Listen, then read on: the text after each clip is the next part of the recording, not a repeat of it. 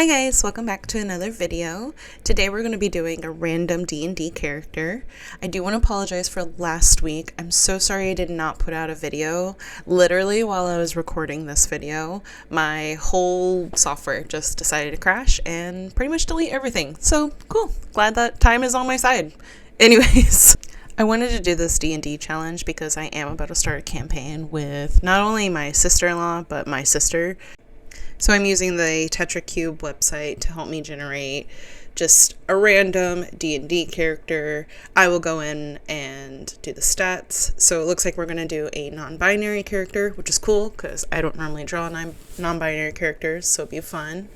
And it looks like our race is going to be a half-elf, which is fun because I've never done a half-elf before, so this is exciting.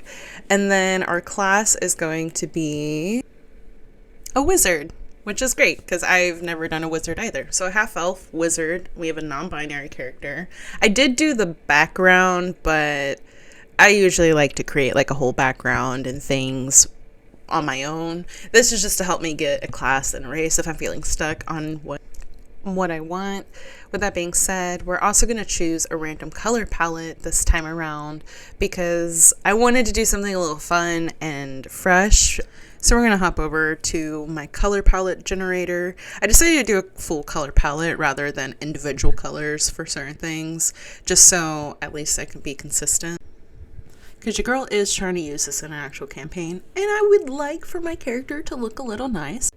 So it looks like we got this beautiful color palette, which I'm very lucky that we got. Usually, you guys know that I have the worst luck when it comes to random colors or color palettes, as you have seen in prior videos. But I was really happy with this one because it's actually something I can work with and use and make it look good. It flows really nicely, so I'm very excited.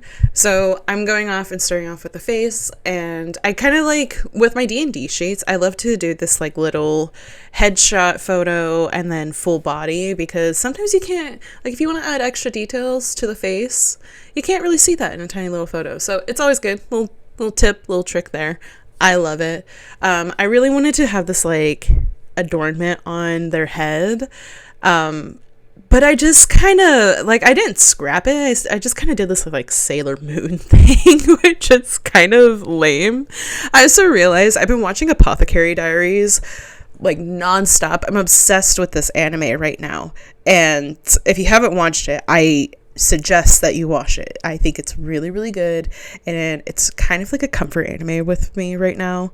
But I realized I ended up making him look like Jinshi, which is one of the main characters in there, and I was like, oh, looks like Jinshi without his purple hair. Got it. So definitely seeing some influence in there. But I definitely loved how I did the eyes. I think I really got a sense of androgyny for it. I really was trying to hone in on that, especially because they're supposed to be a non-binary character, and your girl doesn't draw many androgynous people or even masculine people, which is something I'm working towards. Okay, don't judge me. Okay, I'm working harder to draw more men and draw more androgynous people and people who have like defining features and key features, which I have a video in mind that I want to do to kind of help work on that, and then talk to you guys about like what I'm learning and what I would suggest for new artists and people alike, you know, because I am in this phase where I explicitly draw women and it's so hard to get out. I can't help it. Women are beautiful. They're curvaceous. It has, like, they have a lot of features, and it's just so, I've gotten in this habit of just wanting to draw women all the time, and I would really like to draw more masculine presenting people and like, again, people with more defining features, just to, you know, have variety, because I feel like I'm kind of, again, in that Mary Sue phase where it's like all my characters are women and they're all happy and they're all kind of looking the same, and I'm kind of trying to get out of that. Again, to be a good artist is to understand how to have variety, you know, like even people who have like defining like characteristics in their art. They still have variety throughout their art and differences throughout their art, but their style is what's the consistency, if that makes sense. I hope that makes sense. Hope you guys understand what I'm trying to say.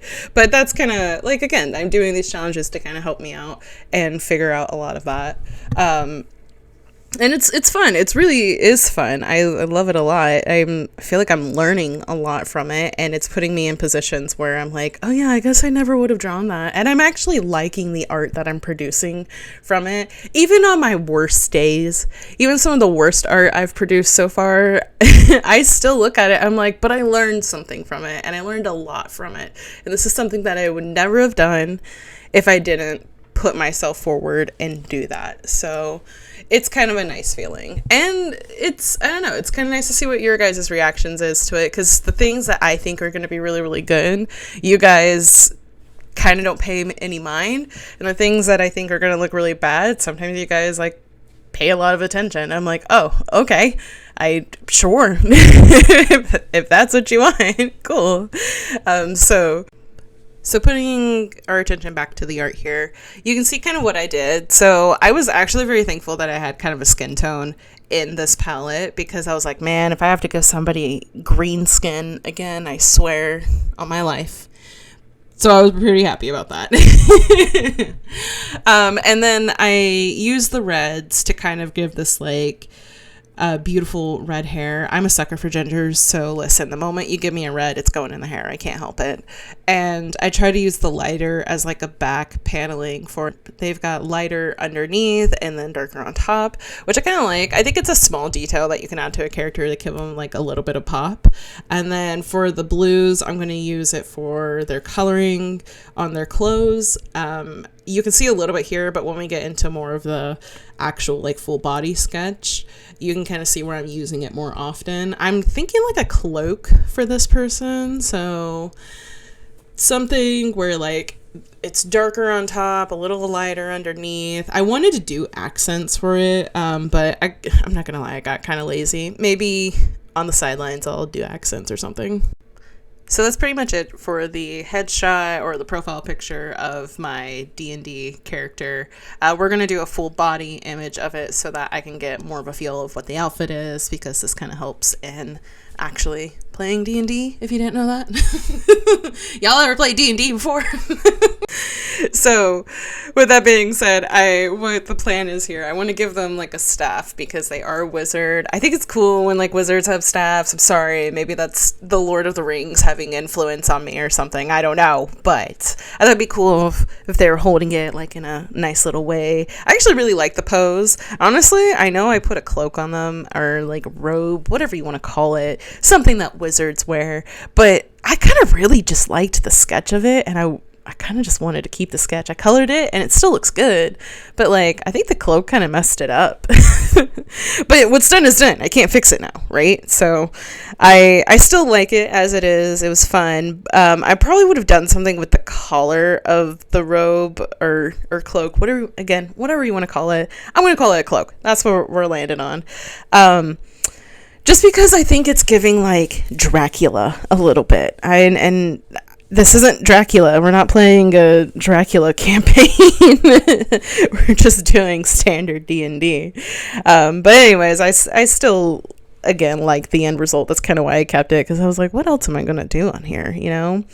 But I do love this little image. I love the staff. I think I could have done something a little bit different. I would have liked to do, if there's any like two things I could have changed about this whole character, is the staff being more detailed and the cloak having more embellishments on it. Those are the only two things. But again, it was like by the time I was doing this, because remember, my stuff crashed, and this was the video of last week, so I had to redo the whole thing and pray to the gods that it wouldn't delete again. And so I think I got lazy in that last little bit, and that's honestly a common denominator with some of my art, is that when I really want to get super detailed, I get like midway through and I'm like, but do I have to put on all the things? It's too much. but I should step away, take a break, and then come back, and that's my own fault.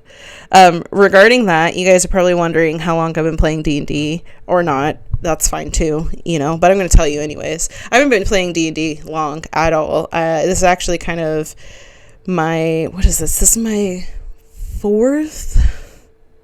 I think this is my fourth or fifth campaign that I've done. So I'm still pretty new to D&D. If you guys have any recommendations or things I should look into, have at it. Like, please tell me. I'm still new. I'm still learning. I still do my own like research on what I want to do. I make like shitbox characters. I'm going to be real. This is probably the only character I have made that is not a joke. For instance, my first character was a rogue goblin who just was sinful as all hell. My second one was a half-orc fighter. She has only little to say. And she had a fun backstory. I'm thinking of making a YouTube video where I draw all of them together and like give you guys a little bit of what their backstories are, because they don't have, I'm so terrible with backstories, oddly enough, and I don't give them super detailed backstories. So when I do, they're usually like, you know, got lost in the woods one day, they know where their parents are at, they're not looking for them, you know. It's just dumb stuff like that, because I think the whole point of D&D is to have fun, and I have a good variety of people that make that fun, and I think I don't know, I want to say I add the comedy for it, because for some reason, even though I make these characters, for some reason they always come out on top. I don't know what I do.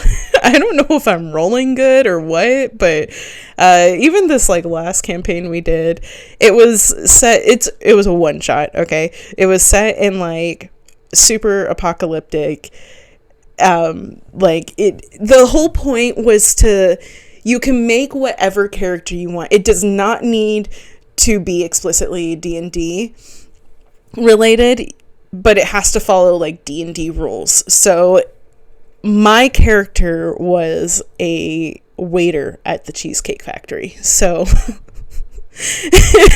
I made him a bard, obviously. And so I don't know why I keep doing this to myself. So it was actually kind of fun to make a character that isn't like that.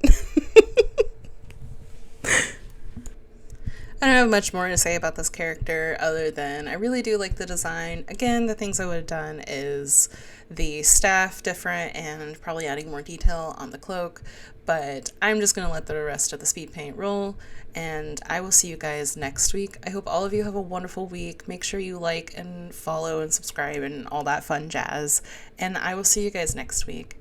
Bye, guys.